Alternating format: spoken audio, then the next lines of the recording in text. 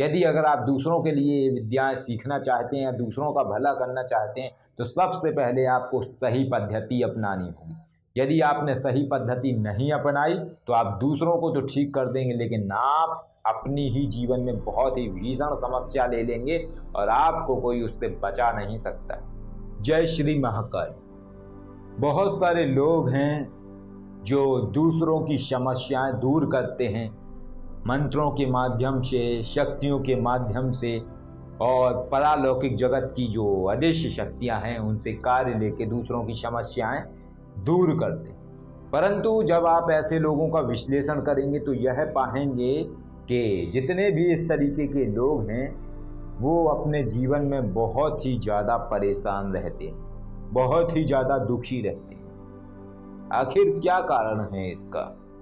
इस बात का क्या कारण है कि जो लोग दूसरों की समस्याओं का समाधान करते हैं वह दुखी रहते हैं। जो मंत्रों के माध्यम से, शक्तियों के माध्यम से, अदृश्य जगत की जो शक्तियां हैं उन्हें काबू करते हैं, उन्हें नियंत्रित करते हैं और लोगों को उनकी समस्याओं से निजात दिलाते हैं, परंतु उनके जीवन में बहुत ही ज़्यादा समस्याएं रहती हैं। आखिर ऐसा क्यों? इसका सीधा सा कारण है कि बहुत सारे लोग जिज्ञासावश इस क्षेत्र में खींचे चले आते हैं।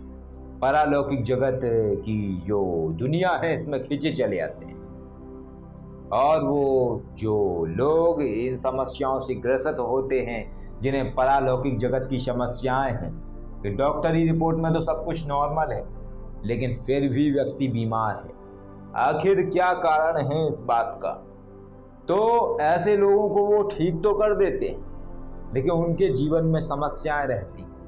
पहली समस्या आर्थिक तंगी, दूसरी समस्या बीमारियां, और कभी कभी तो कई सारे लोग जो साधक हैं या साधना क्षेत्र में हैं तो उन्हें इन चीज़ों के बदले अपने परिवार के बच्चों को भी खोना पड़ता है, यानी कि बच्चों की मृत्यु हो जाती है। इसका कारण क्या है और क्यों यह क्षेत्र सभी के लिए नहीं? जो भी व्यक्ति है, जो भी अपने आप को ये सोचता है कि हाँ उसे इस क्षेत्र में आना चाहिए, परालौकिक जगत के क्षेत्र में, और वो उतर आता है तो निश्चय ही भविष्य में वो गृहस्थ है तो उसके जीवन में समस्याएं तो आएंगी ही आएंगी। साथ में यदि वो बाल बच्चे वाला है तो हो सकता है भविष्य में उसके बच्चे के साथ कोई दुर्घटना हो जाए या मृत्यु योग बन जाए। इसके बहुत सारे कारण, जिसमें से पहला कारण यह है कि विद्या का सही ज्ञान ना होना, यानी देखा देखी इस अदृश्य जगत के क्षेत्र में प्रवेश कर जाना, जो दिखाई नहीं दे रहा है उसको नियंत्रित करने की कोशिश करना और मंत्रों के माध्यम से उसे नियंत्रित करके सामने वाले व्यक्ति की पीड़ा को तो दूर कर देते हैं लोग, लेकिन उनके जीवन में जो भीषण समस्या आती है वो उससे मुक्त नहीं हो पाते और वह समस्या आती है उनकी अज्ञानता के कारण। तो इसका मूल कारण ये होता है कि जब व्यक्ति को पता नहीं होता है कि उसको कार्य कैसे करना है तो उसे नहीं करना चाहिए किसी अन्य व्यक्ति का कार्य। उसे ये सारी विद्याएं सीखनी चाहिए लेकिन सिर्फ अपने लिए, ना कि दूसरों के लिए। यदि अगर आप दूसरों के लिए विद्याएं सीखना चाहते हैं या दूसरों का भला करना चाहते हैं तो सबसे पहले आपको सही पद्धति अपनानी होगी।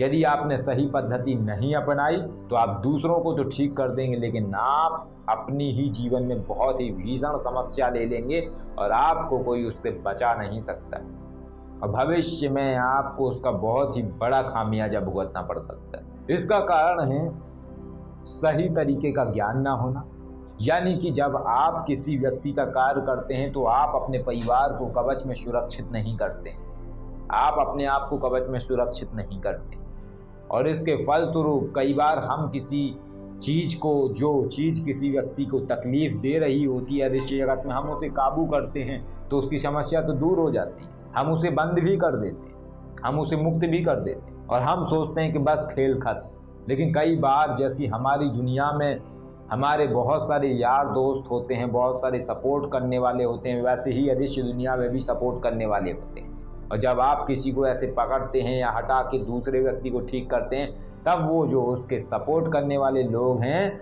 वो उस सही करने वाले व्यक्ति के परिवार के पीछे पड़ जाते हैं और उसके जीवन में भीषण समस्याएं ले आते हैं। और अगर वो यह पद्धति नहीं जानता है, अपने परिवार को कवच में सुरक्षित करने की पद्धति और स्वयं को कवच में सुरक्षित करने की पद्धति, और बिना इस पद्धति को किए हुए किसी भी व्यक्ति का कार्य करता है, तो उसके जीवन में ये समस्याएं आने लगती हैं। उसका पैसा नष्ट हो जाता है, रोगी हो जाता है, और यदि बाल बच्चे वाला है तो भविष्य में उसे इस चीज का भी दंड मिलता है। तो यह विद्या सामान्य व्यक्तियों के लिए नहीं है, इसीलिए ऐसी विद्याओं का इस्तेमाल सिर्फ अघोरी, तंत्र मंत्र के विशिष्ट ज्ञाता या बहुत बड़े जानकार ही इन चीजों का प्रयोग किया करते थे।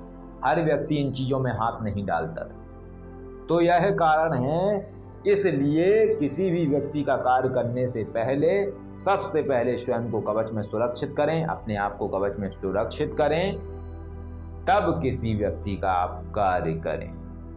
कवच में किस तरीके से सुरक्षित करना है, इसके लिए मैं बताऊंगा आपको अगले वीडियो में। तब तक के लिए आप इंतजार करें। जय श्री राम।